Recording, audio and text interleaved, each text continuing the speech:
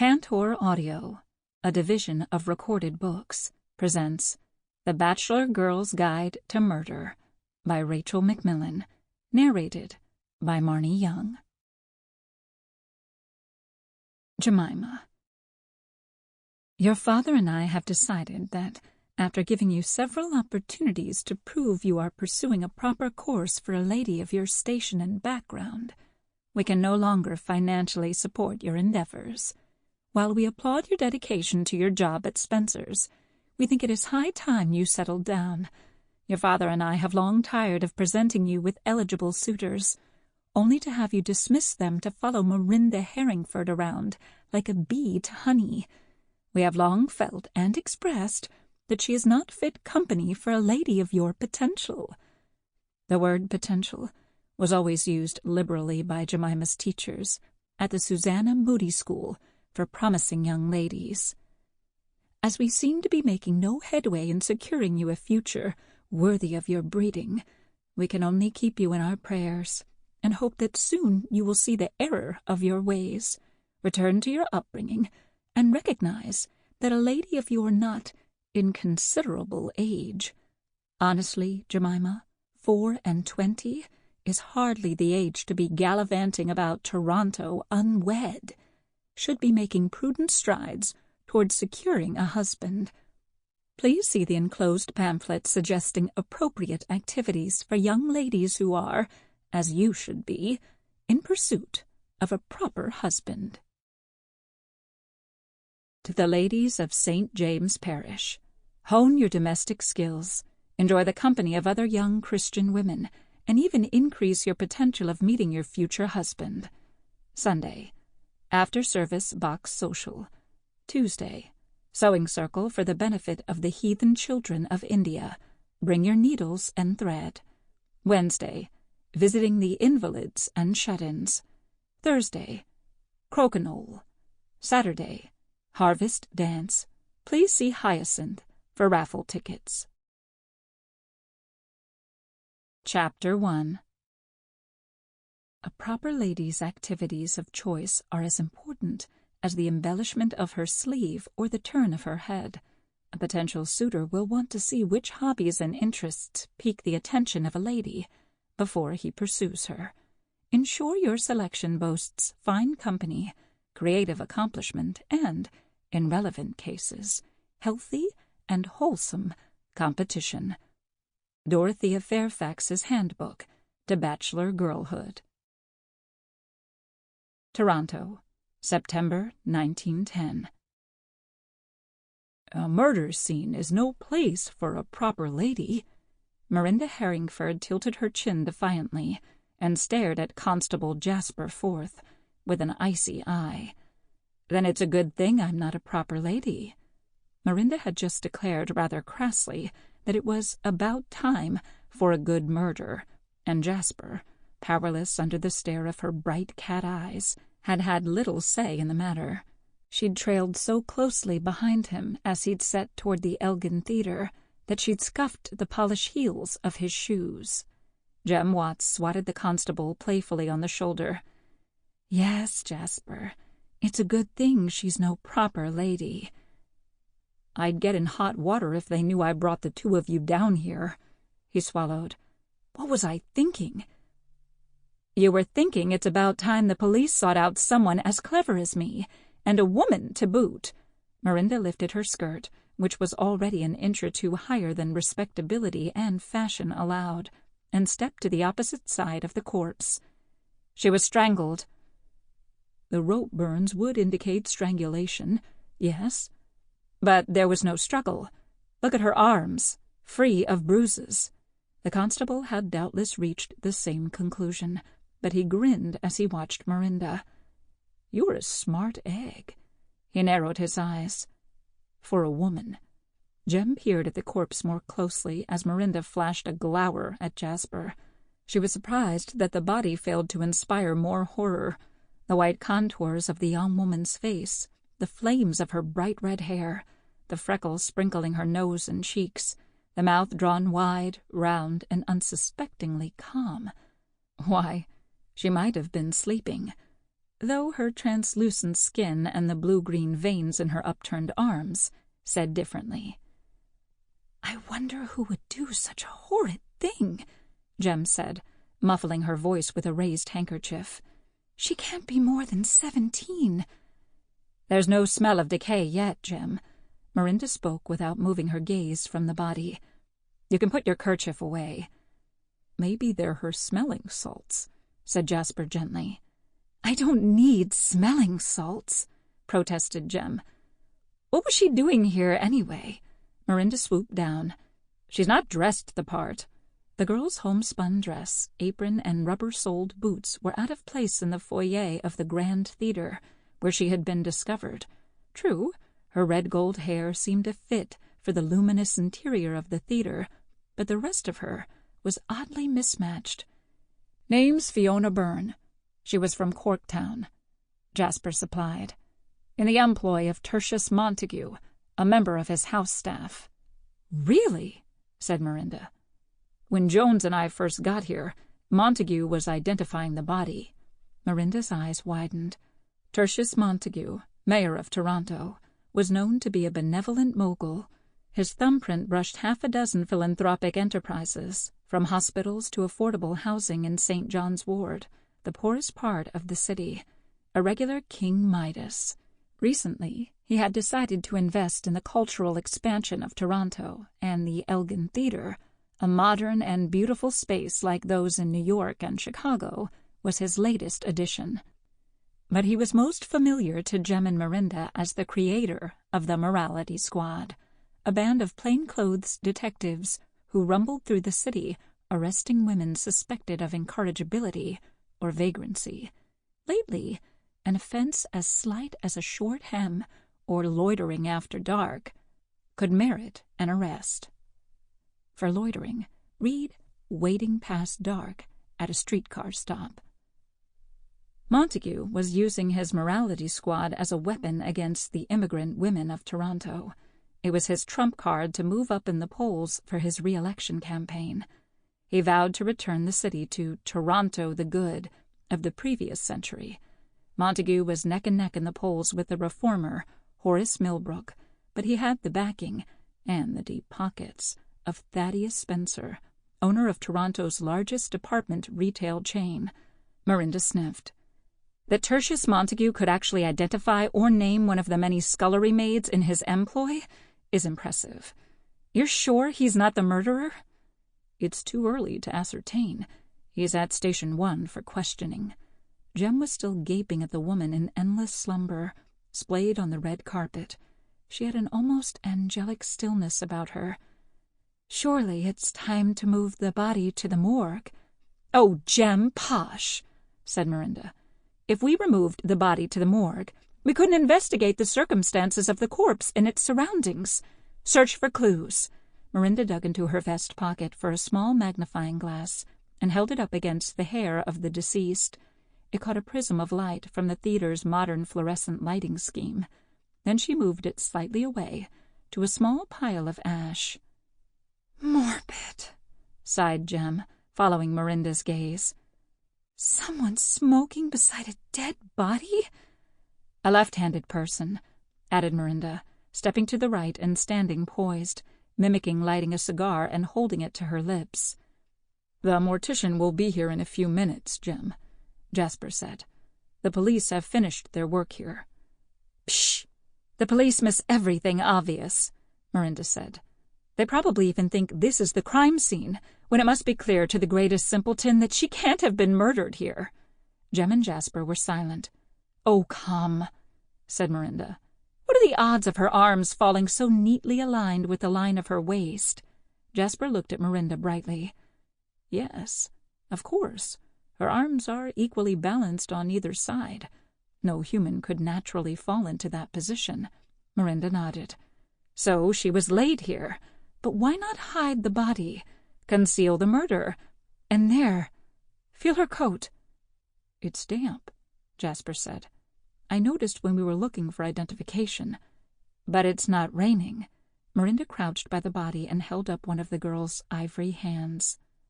"Maybe she was shoved in clothes, just from the laundry?" said Jem tentatively. "Does she smell like she came from the laundry?"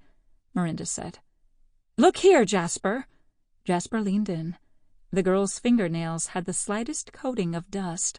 Merinda was about to expound on another theory when Jasper said, "Shh," and raised his hand. They froze. Jasper put a finger to his mouth and pushed them gently from the foyer, through the side of the auditorium and to the backstage door at Victoria Street. He clicked it shut behind them, as loud male voices broke the silence they'd left behind. It sounded like police talk. "You two scurry," he said. Merinda grabbed at Jasper's elbow and pulled tightly. "Please, Jasper, let me back in. I haven't finished investigating." "No," Jasper said. "It'll be the end of my career if the sergeant finds out you were at the scene at all." Merinda sighed. Is the body going to the morgue now for an autopsy?" "Yes, there will be an autopsy. And you'll keep us posted. You'll let us know what the autopsy shows?" "Merinda, your excitement is indecent," Jem said. "A girl is dead." "Shush, Jem.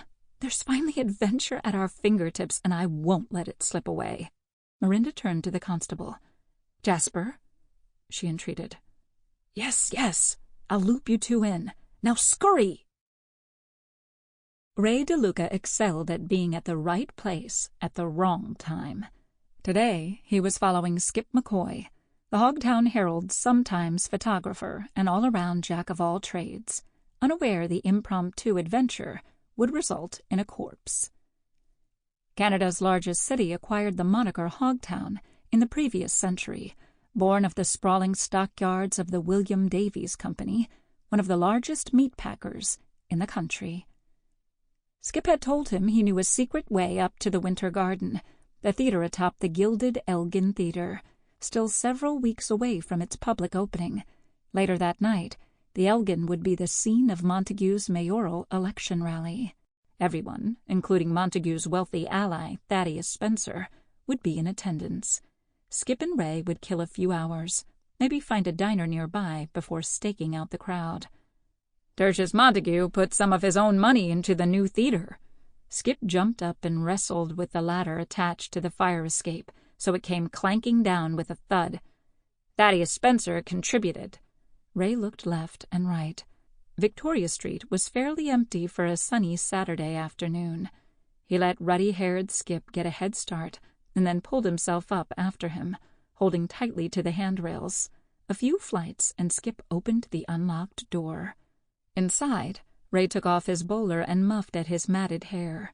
Skip snaked a lit match along the brick wall until he found the lever, and yanked, so that the electric lights fizzled and spurted before they slowly lit. Their footsteps echoed in the cavernous backstage area, still in disarray. The workers must have had the morning off. Above, ropes and pulleys crisscrossed and drooped. In front, a black fire scrim barricaded them. Ray maneuvered around piles of lumber and tarps to get nearer to Skip. "So you took me back here to see ropes and lanterns?" Ray replaced his hat, reached into his pocket, retrieved his father's pocket watch, and spun it around his finger. "No, wait!" Skip approached the fire scrim, and Ray watched him peer around it. "All clear!" He motioned Ray over. Ray followed, and they stepped out onto the stage. Whatever lever Skip had pulled not only lit behind the curtain, but the entirety of this garden in progress. Ray held his hand to his forehead. It was a fairyland in the making. Even now, when it was just a phantom of soon-to-be beauty, the leaves winding from the rafters and the painted vines and scalloped flora adorning the pillars and walls presaged its grandeur. Hundreds of painted twigs, birds, and fairy lanterns hung from real beech branches. "How did you know this was up here?" "I heard it around," Skip said vaguely. "What are you doing here, Ray?" A man's voice came from the top of the grand staircase, the flights that wound down to the Elgin Theater. The voice was familiar to Ray. It was his brother-in-law. "Tony?" "I asked what you're doing here." "On a story." He threw a look at Skip. "There's a corpse in the foyer," Tony said. "Pretty freckled girl with red hair, almost as bright as the carpet." Ray's eyes widened, and Skip gasped. "Did you put it there?" Ray asked lightly. "Very funny. Then why are you here?" Tony's face was in shadow. "Business for Montague." "Let's go," said Skip. "If there's a dead girl downstairs, we don't want to be found here." Ray wanted to press further to determine what Tony's business was, but he heard footsteps, probably the police, ascending the staircase from below. Ray and Skip exited the way they'd come in, agreeing on a time to meet later that evening. Ray made his way to the streetcar stop and hopped on, tossing a coin at the driver, making his way to the back at the winking sunlight spread like an outstretched hand over the wide glass panes. His mind was full of a new story, one that McCormick, editor of the Hogtown Herald, hadn't even signed off on yet. St. Joseph's Home for Working Men, living conditions subsidized by Tertius Montague and Thaddeus Spencer. The streetcar rambled on, a zigzag of telephone cables and wires overhead, and a spark of wheels against the tracks underneath. To the sides, the trenches were gutted, every street dug up, repaved, tracks hammered at a frantic pace, carriages squealing and almost colliding with automobiles. Ray hopped off north of Elizabeth Street, where St. Joseph's interrupted the sloping cottages and slanted houses of the ward. Inside, light shone murkily through filmy windows and cracks snaked up the moldy wallpaper, exposing water-stained cement underneath. He was greeted by a woman with strings of greasy gray hair falling over a pasty face. He flashed her a full-on smile and spoke in Italian, playing the part of the working man. She handed him a ratty blanket and listed off the rules of the establishment, not seeming to care whether he understood English or not, as she walked him to the common bunk-room. She didn't mention the fact that he had no belongings with him. He would learn later, watching men come in and out, with nothing but the clothes on their backs, that this was customary. "You're free to do as you like, but curfew is 11 and you must leave by 8 the next morning. 8! You understand?" She held up 8 fingers. "Don't use the stove or the radiator or dry your socks there, and never, ever entertain female company. Some of the men try to pass their sisters and cousins by me." She turned to look at him pointedly. "But I know better." He was left to settle in. As this required little more than flopping on his bed and removing his hat, he took the time to explore his surroundings. He peered through the window. The gated courtyard was more prison-like than Ray had anticipated, but prison or not, it was a place for men new to the country to spend a few nights, hoping there wasn't a long list for an empty bed, and hoping they could secure a job the next morning to pay for bed and board. Not long after, men shuffled in after their morning shift. It was a veritable Tower of Babel. All manner of languages sewed a tapestry of Yiddish, Italian, Chinese, and a few Nordic dialects. Ray creased open his journal, scribbling a few thoughts for his upcoming article, but despite all he saw around him, he had trouble focusing on anything other than the corpse at the theater. Why would anyone murder someone there the same day as Montague's first campaign party? Unless that was the reason for the murder in the first place. Turning down his wrinkled blanket to mark his spot, he grabbed his coat and set out to meet Skip again. Jem wanted to take the streetcar from the theater back to the residence she and Merinda shared at King Street, but Merinda was in no mood for the stifling crowds of the trolley. Assuring Jem that the fresh evening air would do their minds some good, Merinda set a frantic pace, straining ahead, her rapid stride made easier by the shortened length of her skirt. Too short. The morality squad would write her a ticket if she wasn't careful. For her part, Jem was dressed with decorum and decency, and couldn't help but lag behind. In addition, Merinda's figure was far more lithe, with a boyish flatness of angles and lines, whereas Jem's soft feminine curves filled out day suits well, but were not ideal for racing down to the West End at the speed of streetcars. Autumn had rustled in with evenings as crisp as russet apples and skies a tangy cerulean blue. But the clear, bright days of September were all but behind them. Currently, showers threatened to burst from the low-hanging clouds, and the prospect of long, gloomy nights, broken only by the flickering light of tallow candles, stretched before them. The church bells of St. Andrew's and St. James mixed with the whip of the wind in an eerie musical contest. Finally, breathless and blistered, Merinda and Jem ascended the steps to their lodging. Merinda slid the key in the lock and opened the door while wriggling out of her coat. She tossed the coat on the floor, ignoring the glare it inspired from their landlady, Mrs. Malone, and stomped over the Persian rug in the front sitting room, bellowing for her Turkish coffee.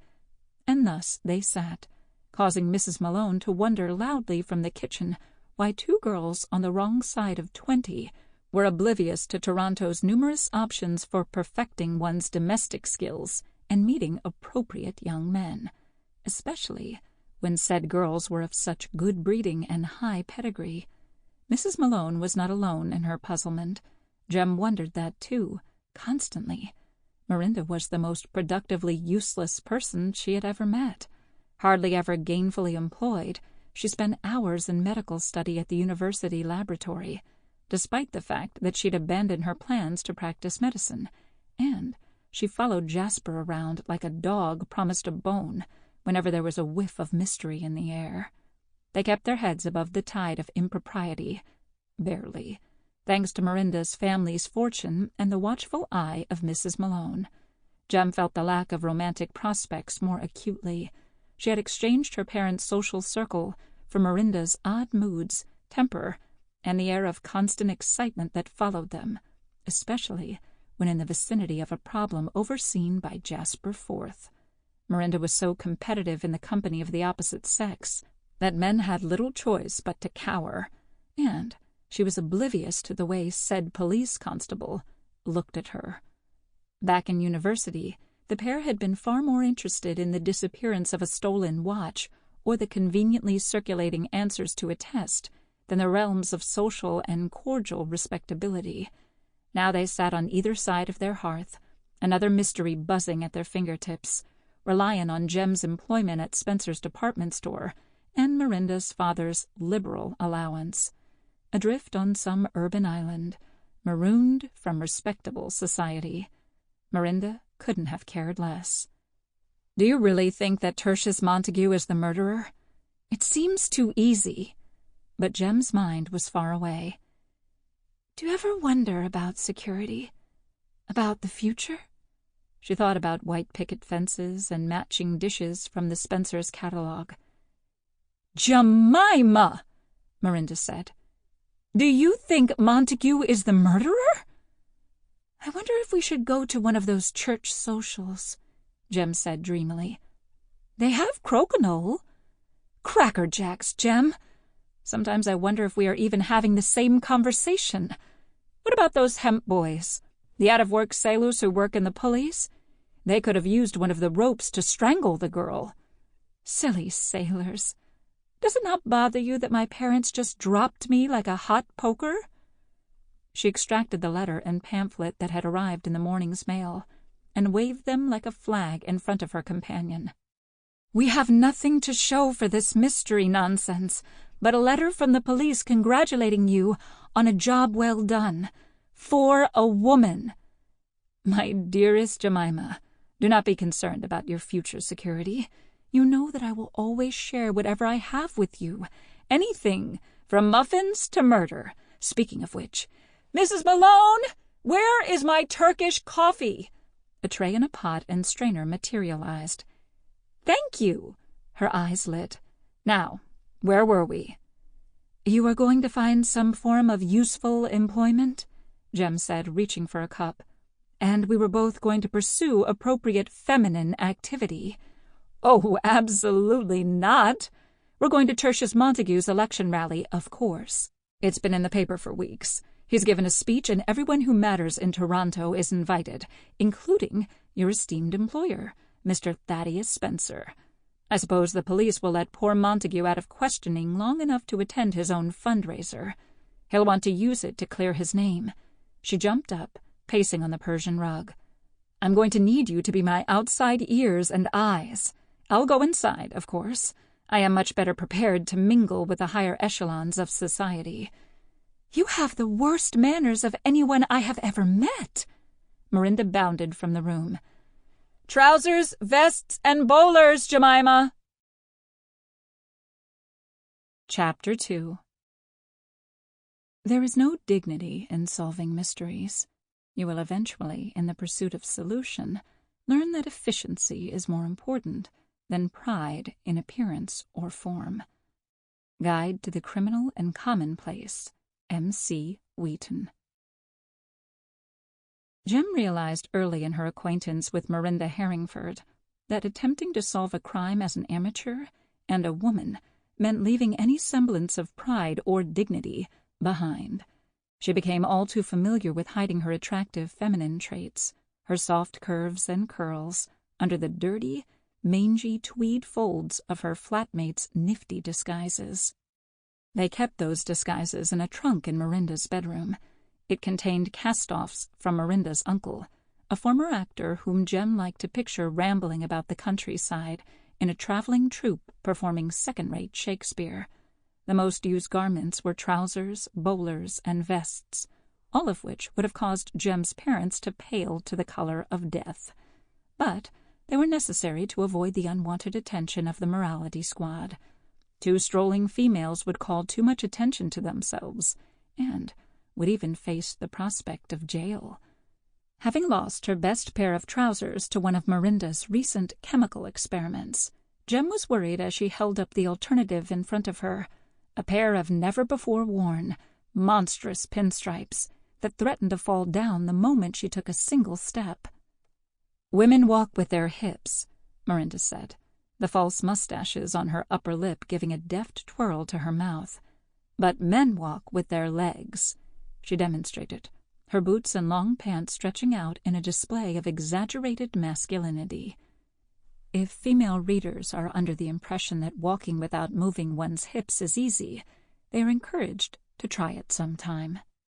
Jem tried to emulate her stance and stride, feeling generally lucky to escape the eyebrow makeup and mustaches. Instead, her fair features were blemished with grease and grime, while Merinda adorned her with a wig, unkempt strands sprouting in all directions.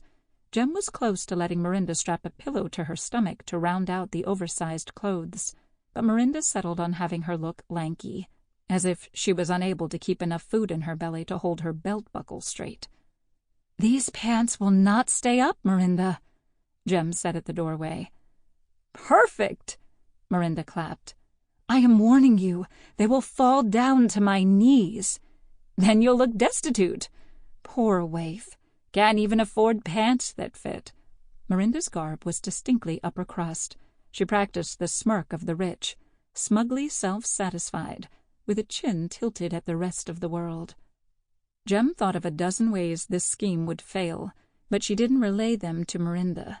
Instead, she resigned herself to wait outside the event, hovering by a lamppost with her knees pulled to her chin, cursing her fate, while Merinda was inside, silver clattering and champagne glasses tinkling. She breathed a prayer for the rain to hold off and to avoid detection, at which Merinda smirked, scolding her friend for conversing with an invisible god. But he wasn't invisible to Jem, and there were some things that even the great Merinda Herringford didn't control. 10 minutes later, Jem waddled down the street, wondering how to keep her pants from falling down. Merinda turned every few paces to remind Jem to emulate her masculine stance and stride. She was answered with a dozen angry looks, shot from under the flickering streetlights. Easy for her, Jem thought. Merinda's pants fit her perfectly. The curve of Jem's hips and the incline of her waist did not suit the trousers. She hiked them up as best she could, and, upon reaching the threshold of bustling Young Street, hoped she just looked like some intoxicated old fool. Merinda marched forward in the direction of the Elgin Theatre, rapping her walking stick, which, if necessary, could double as a crowbar, in punctuated rhythm with her quick pace. As they reached the intersection, she shoved Jem back. We cannot be seen together any more." Her overdrawn eyebrows. Sample complete. Ready to continue?